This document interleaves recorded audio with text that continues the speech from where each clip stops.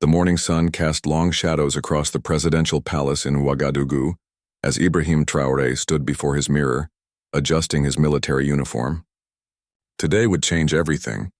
The young leader of Burkina Faso had spent months planning this moment, knowing that his words would either spark a revolution or make him enemies across the continent. In the capital's main square, thousands of citizens gathered, their faces filled with anticipation. News crews from across Africa and beyond positioned their cameras, sensing that something historic was about to unfold.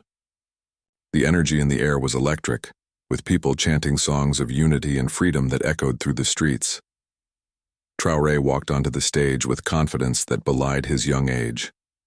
At just 34, he had already proven himself as a leader willing to challenge the old ways. His eyes swept across the crowd, seeing faces that reflected the hopes and dreams of millions across Africa who were tired of artificial borders that divided families and limited opportunities. "My fellow Africans," he began, his voice carrying across the square through loudspeakers, "for too long, we have been prisoners of lines drawn on maps by people who never walked our soil, never understood our cultures, never cared about our dreams." The crowd erupted in cheers, sensing that this was no ordinary political speech. He continued with passion building in his voice. "Today I stand before you not just as the leader of Burkina Faso, but as a son of Africa. These colonial borders that separate us are not sacred. They are chains that have kept us weak, divided, and dependent on others for our prosperity." His words were being broadcast live across the continent, reaching millions of viewers who stopped their daily activities to listen. The declaration that followed would be remembered in history books for generations to come. Traoré announced his intention to formally begin the process of creating a United States of Africa, starting with immediate neighbors and expanding outward. He spoke of shared resources, combined military forces, and economic policies that would benefit all African people rather than foreign corporations. "We have gold, diamonds, oil, fertile land, and the youngest population in the world," he declared, his fist raised toward the sky. "Yet our people struggle while others grow rich from our resources. This ends now. We declare war not on people, but on the very concept of these artificial boundaries that keep us apart." The crowd's response was thunderous. People danced in the streets waving flags not just of Burkina Faso, but of various African nations. Social media exploded with videos of the speech, hashtags calling for African unity trending worldwide within hours. Young people across the continent shared the clips, translating his words into dozens of local languages. But not everyone was celebrating. In government buildings across Africa, emergency meetings were being called. Some leaders saw Traoré as a dangerous radical who threatened the established order. Others privately agreed with his vision but feared the chaos that such dramatic change might bring. International observers watched nervously, knowing that a truly united Africa would shift global power dynamics significantly. As the day ended, Traoré returned to his office to find his desk covered with messages. Some were threats from those who benefited from the current system. Others were expressions of support from fellow leaders who had been waiting for someone brave enough to speak these truths aloud. Most importantly, there were thousands of messages from ordinary citizens across Africa, expressing their willingness to join the movement. That night, as Traoré reviewed intelligence reports about reactions to his speech, he knew there was no turning back. The declaration had been made and now the real work would begin. He had challenged not just African governments, but international powers who profited from keeping Africa divided and dependent. The revolution for African unity had officially begun, and Ibrahim Traoré had just painted a target on his back that would make him either a hero remembered for centuries or a martyr for the cause of African freedom. The world watched and waited to see which path history would choose. 3 weeks after the historic declaration, a convoy of vehicles wound through the dusty roads leading to a secret location in the Sahel region. Inside these vehicles sat some of Africa's most influential leaders, each one having accepted Traoré's invitation to discuss the future of the continent. The meeting had been arranged in complete secrecy, away from prying eyes and listening ears. The chosen location was an old colonial fort that had been abandoned for decades, its weathered walls now serving as the perfect symbol for what they hoped to achieve. As each leader arrived, they were greeted not with the usual pomp and ceremony of diplomatic meetings, but with simple handshakes and genuine smiles. This was to be a gathering of equals united by a common vision. Mali's interim leader was the first to arrive, followed by the presidents of Niger, Guinea, and Chad. Each had their own reasons for being there, but all shared a growing frustration with the current state of African affairs. They had watched their countries struggle with poverty, conflict, and exploitation while sitting on vast natural resources that should have made their people prosperous. Traoré welcomed each leader personally, sensing their mixture of hope and skepticism. He knew that convincing seasoned politicians to abandon decades of established protocol would not be easy. But he also knew that the time was right for bold action, as traditional approaches had failed to deliver the progress their people deserved. The first day of meetings focused on establishing trust and understanding. Each leader shared their perspective on the challenges facing their nations, from terrorism and climate change to economic exploitation and brain drain. As they spoke, common themes emerged that transcended national boundaries, reinforcing Traoré's belief that their problems required continental solutions. President Diallo of Guinea spoke passionately about watching foreign companies extract billions of dollars worth of bauxite from his country while his people remained poor. "We have enough aluminum ore to supply the world," he said, his voice heavy with frustration. "Yet our children study in schools with no electricity because we cannot negotiate fair deals when we stand alone." The leader from Niger nodded in agreement, sharing similar stories about uranium exports that powered nuclear plants around the world, while his citizens lived without reliable electricity. Each story reinforced the same painful truth. African nations were rich in resources but poor in bargaining power because they operated as separate, competing entities rather than a unified bloc. By the second day, the conversations had shifted from problems to solutions. Traoré presented detailed plans for economic integration, starting with a common currency backed by their combined gold reserves. He outlined strategies for joint infrastructure projects that would connect their nations with modern transportation and communication networks. The military discussion proved particularly compelling. General Sawadogo, Burkina Faso's defense minister, explained how a unified African defense force could more effectively combat terrorism, secure borders, and protect natural resources from illegal exploitation. Instead of multiple small armies struggling independently, they could create a continental force capable of maintaining peace and security. The economic proposals were equally ambitious. Traoré's team had developed plans for an African development bank that would finance projects using African capital for African benefit. They envisioned trade agreements that prioritized intra-African commerce, reducing dependence on former colonial powers and other external actors. As the meetings progressed, skepticism began to give way to excitement. These leaders, who had spent years managing crisis after crisis within artificial borders, suddenly saw possibilities they had never imagined. The vision of a United States of Africa was transforming, from a dream into a concrete plan with achievable milestones. The breakthrough came when Chad's president stood up and declared his intention to sign a preliminary unity agreement. His decision prompted a cascade of similar commitments from others around the table. By the end of the third day, 7 nations had agreed to begin the formal process of economic and political integration. The signing ceremony was deliberately simple, but profoundly symbolic. Each leader signed with pens made from African gold, using ink mixed with soil from their respective countries. The documents they signed committed their nations to a 5-year timeline for achieving complete integration, starting immediately with shared military operations and coordinated economic policies. News of the secret alliance spread quickly despite efforts to maintain confidentiality. Within hours, African social media was buzzing with excitement, while international news outlets scrambled to understand the implications of this unprecedented cooperation.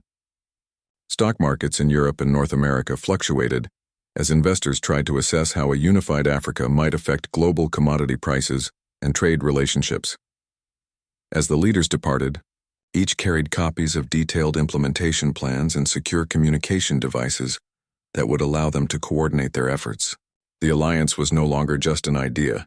It had become a reality with specific goals, timelines, and committed participants ready to reshape the African continent. The luxurious conference room on the 42nd floor of a Manhattan skyscraper buzzed with tension as some of the world's most powerful people gathered for an emergency meeting. Corporate executives, former government officials, and influential lobbyists sat around a polished table, their faces grim as they studied intelligence reports about the African Unity Movement. Marcus Wellington, CEO of Continental Resources, Inc., slammed his tablet onto the table. His company had mining operations across 12 African countries, generating billions in profits from gold, diamond, and rare earth extraction. "This madman Traoré is threatening everything we've built over decades," he declared. "If Africa unifies, our profit margins will disappear overnight." The room filled with worried murmurs as other executives shared similar concerns. Africa's division had been profitable for international corporations who could negotiate separate deals with individual nations, playing them against each other to secure favorable terms. A united continent would have the bargaining power to demand fair prices for its resources, and could even decide to process raw materials locally rather than export them cheaply. Former Secretary of State Jennifer Phillips, now working as a consultant for multiple multinational corporations, addressed the group with the authority of someone who had spent decades shaping international policy. "We have strategic interests across Africa that cannot be compromised," she stated. "Military bases, trade agreements, and resource extraction contracts worth hundreds of billions are at stake." The discussion turned to immediate action plans. Public relations firms were hired to launch media campaigns portraying the Unity Movement as dangerous and unstable. Think tanks began producing reports warning about the risks of African integration, emphasizing potential conflicts and economic disruptions. Social media operations were activated to spread doubt and division among African populations. Meanwhile, across the Atlantic in Brussels, European Union officials held their own emergency sessions. Africa's unity threatened the foundation of economic relationships that had persisted since colonial times. The CFA franc, which tied 14 African nations to French economic control, would become irrelevant if those countries joined a unified African currency system. French President Emmanuel Dubois spoke privately with his advisors about protecting French interests in West Africa. "We cannot allow France to lose influence over our former colonies," he insisted. "Our economic relationship with Africa is too important to our national prosperity." Secret funds were approved for supporting African politicians who opposed the Unity Movement. Back in Africa, the resistance was taking shape on multiple fronts. In Nigeria, President Adebayo found himself under intense pressure from international partners and domestic opponents who benefited from the current system.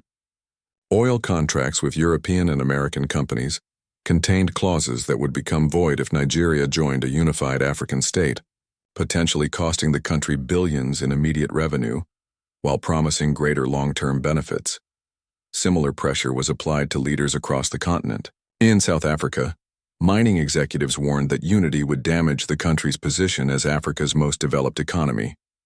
In Kenya, agricultural exporters argued that joining Traoré's alliance would disrupt profitable relationships with European markets. The resistance was not limited to economic interests.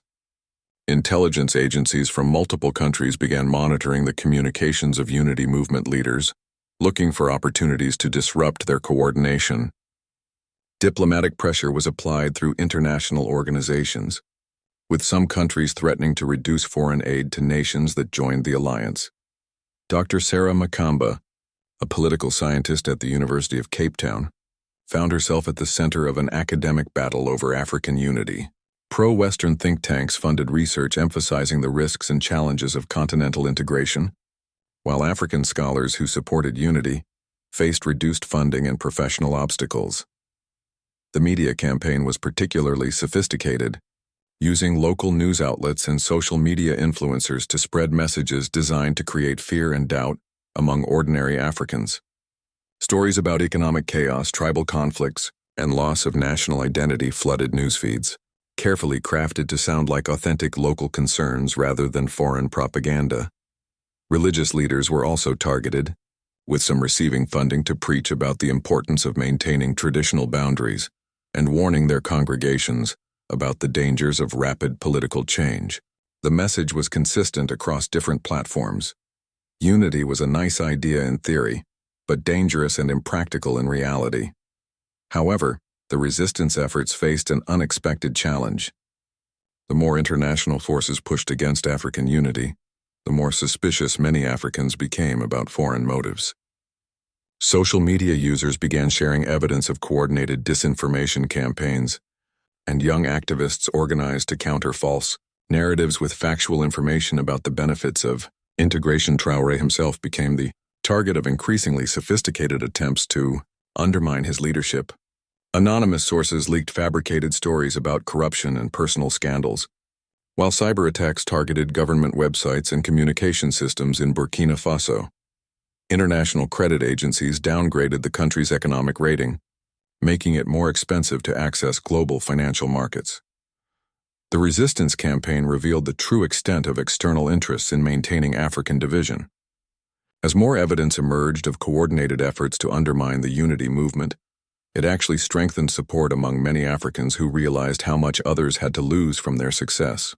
The battle lines were now clearly drawn, with the future of an entire continent hanging in the balance. The first assassination attempt came at dawn on a Tuesday morning, as Traoré's convoy traveled through the outskirts of Ouagadougou. Professional snipers had positioned themselves in buildings along the route, their high-powered rifles equipped with armor-piercing bullets designed to penetrate even the heaviest vehicle protection. Only the last-minute decision to change routes based on intelligence warnings saved his life. Within hours, similar attempts were made on 3 other alliance leaders. In Niger, President Mahmoud's security detail discovered a bomb planted under his official vehicle just minutes before he was scheduled to depart for a Unity Summit meeting. In Mali, an apparent food poisoning incident that hospitalized interim leader Colonel Assimi was later revealed to be a deliberate assassination attempt using an exotic toxin. The message was clear. Those who threatened the established order would pay with their lives, but instead of retreating, the alliance leaders doubled down on their commitment to African unity. Each attack only strengthened their resolve and demonstrated to their people just how much external forces feared their success. International sanctions began hitting the alliance countries within weeks of the assassination attempts. The United States imposed financial restrictions that froze government assets in American banks and prohibited U.S. companies from conducting business with alliance nations. European Union followed with similar measures, citing concerns about political instability and threats to regional security. The economic pressure was immediate and severe. Burkina Faso's gold exports, previously flowing smoothly to international markets, suddenly faced bureaucratic obstacles and delayed payments. Niger's uranium sales, critical to the country's budget, were subjected to additional security screenings that effectively blocked shipments for months. But the alliance had anticipated these tactics and prepared accordingly. Secret meetings in Dubai and Hong Kong had established alternative trading, relationships with Asian partners who were eager to access African resources without the political conditions imposed by Western nations. China, India, and several Middle Eastern countries quickly stepped in to fill the gaps left by Western sanctions. The human cost of resistance was more difficult to bear. International aid organizations, many funded by governments opposing African unity, began withdrawing from alliance countries. Hospitals lost funding for critical medical programs, schools saw educational support disappear, and infrastructure projects were abandoned mid-construction. Dr. Amina Kone, Minister of Health in Burkina Faso, faced an impossible choice when international partners threatened to stop funding HIV treatment programs unless her government abandoned the Unity Alliance. Thousands of patients depended on these medications to survive, and domestic resources were insufficient to replace the foreign aid immediately. "They are using our people's lives as weapons against us," she told Traoré during a heated cabinet meeting. "Children will die because we chose to pursue unity.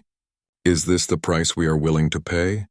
The room fell silent as everyone grappled with the moral complexity of their situation.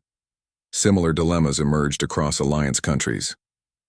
In Niger, European partners threatened to cancel a massive solar energy project that would have provided electricity to rural communities.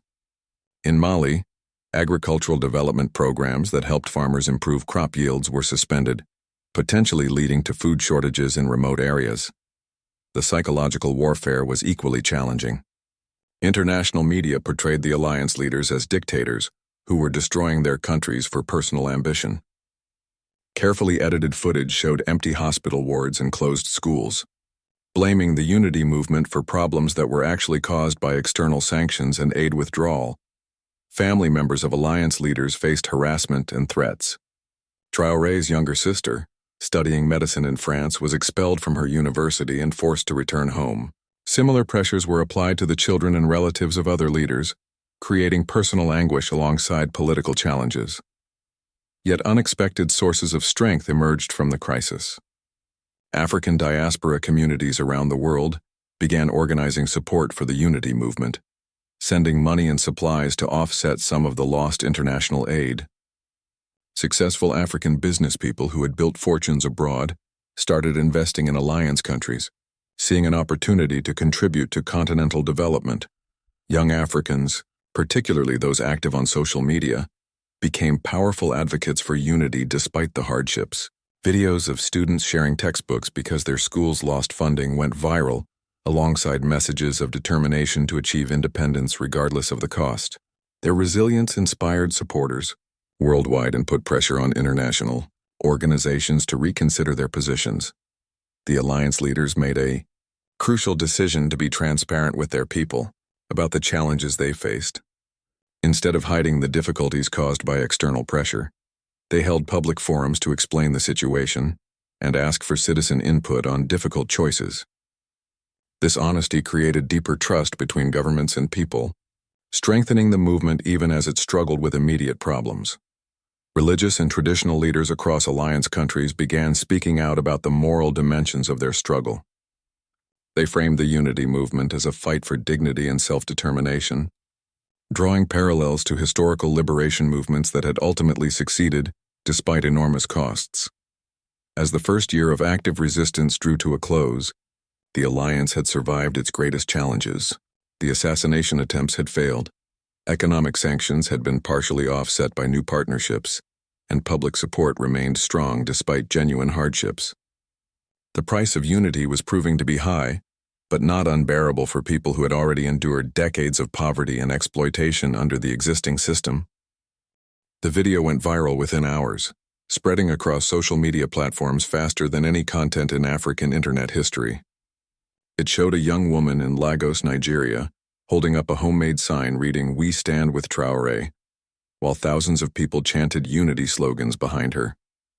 Similar scenes were simultaneously unfolding in cities across the continent, from Casablanca to Cape Town, as ordinary Africans spontaneously demonstrated their support for continental integration. The spark that ignited this continental awakening came from an unexpected source. A leaked recording of Marcus Wellington, the American CEO, discussing plans to teach these Africans a lesson about challenging their betters, had been obtained by a young hacker in Kenya and shared across every social media platform simultaneously. The racist tone and dismissive attitude toward African sovereignty outraged millions of people who had been uncertain about the unity movement. In Ghana, university students organized a boycott of American and European products, encouraging consumers to buy from local and other African manufacturers instead. The hashtag #AbreBuyAfrican began trending globally as young people shared photos of African-made products they were choosing over imported alternatives. This consumer activism created immediate economic pressure on international corporations that had been funding the resistance to unity. Dr. Kwame Asante, an economics professor at the University of Ghana, found himself at the center of an intellectual revolution as students demanded courses about intra-African trade, continental development strategies, and the economic benefits of integration. For decades, we have taught our students about how to serve global markets, he reflected. Now they want to learn how to build African prosperity for African people. The movement spread beyond urban centers into rural communities, where the impact of artificial borders was felt most acutely. In villages split by colonial boundaries, families who had been separated for generations began openly defying border controls, walking freely between countries as their ancestors had done for centuries. Local authorities, sympathetic to their plight, often looked the other way. Traditional rulers across West Africa made a historic decision to formally endorse the Unity Alliance. The Asante of Ghana, the Uni of Ife in Nigeria, and dozens of other traditional leaders issued a joint declaration stating that colonial borders had never been legitimate in their eyes and that the time had come to restore African territorial unity. Women's organizations proved particularly powerful advocates for continental integration. Market traders who had struggled with multiple currencies, different regulations, and border restrictions saw immediate benefits in Traoré's vision of free movement and standardized systems. Women entrepreneurs began forming cross-border networks, sharing resources and opportunities in ways that demonstrated the practical benefits of unity. The technological revolution happening across Africa provided infrastructure for coordination that had never existed before. Mobile money systems that worked across alliance countries made trade easier than ever. Social media platforms developed in Africa by African programmers became organizing tools that connected activists from different countries and languages. Music and entertainment became powerful vehicles for spreading unity messages. Afrobeats artists from Nigeria collaborated with rappers from Senegal and traditional musicians from Mali to create songs celebrating African unity. These cultural productions reached audiences that political speeches could never touch, especially young people who were the continent's future leaders. Religious communities also played crucial roles in supporting the movement. African churches and mosques that had congregations spanning multiple countries began organizing prayer sessions for continental unity. They framed integration as a spiritual calling to heal the wounds inflicted by colonial division and restore the wholeness of African communities. The resistance from international forces actually strengthened the movement by making African people more aware of how much external interference they had been experiencing. When European leaders publicly criticized the Unity Alliance, it reminded many Africans of how their countries had been lectured and controlled by foreign powers throughout the post-independence period. Business communities initially skeptical of integration began changing their minds as they saw opportunities for expanded markets and reduced operational costs. A textile manufacturer in Senegal realized she could access cotton from Mali, labor from Burkina Faso, and markets across West Africa more efficiently under a unified system than through separate negotiations with multiple governments. The intellectual class across Africa began producing research and analysis supporting continental integration. Universities established new programs focused on African studies from African perspectives rather than through the lens of former colonial powers. This academic support provided intellectual credibility for what critics had dismissed as unrealistic dreaming. International observers were surprised by the sophistication of support for unity across different social classes, ethnic groups, and geographic regions. The movement was not limited to any particular demographic but represented a broad cross-section of African society, united by shared frustration with the status quo and hope for a better future. The alliance leaders recognized that this popular support was their greatest asset and began incorporating citizen voices directly into policy development. Town halls were organized across alliance countries, where ordinary people could share their ideas about how integration should work in practice. These consultations revealed remarkable consensus about priorities like education, healthcare, infrastructure, and economic opportunity. As the second year of the Unity movement began, it had evolved from a political initiative led by a few presidents into a genuine popular revolution involving millions of ordinary Africans.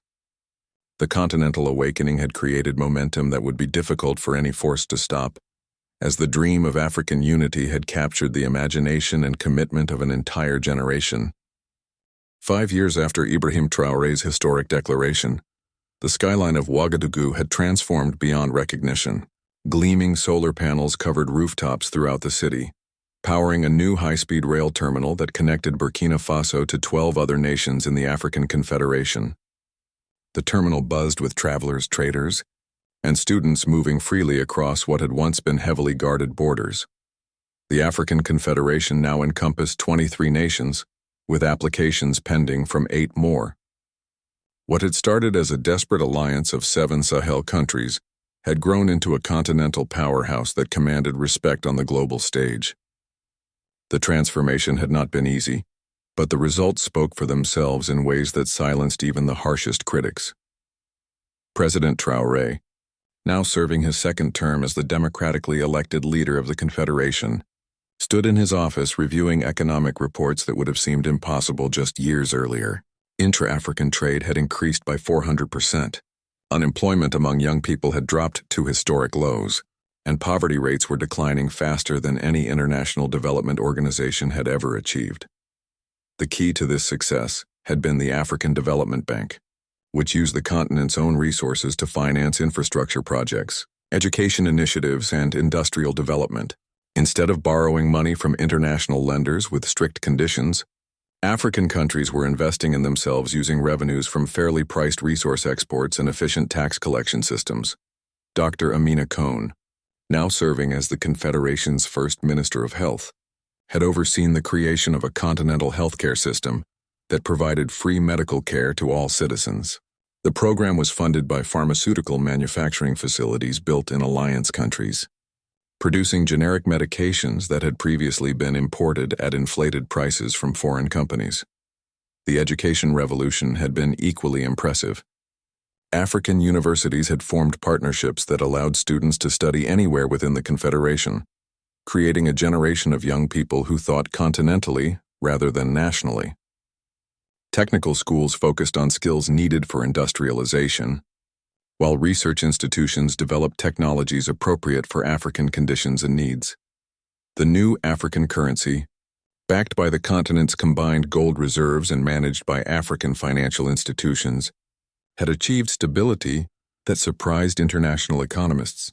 The currency facilitated trade throughout the Confederation and was increasingly accepted by trading partners in Asia and South America who appreciated its reliability and political independence. Former critics were beginning to acknowledge the success of African unity.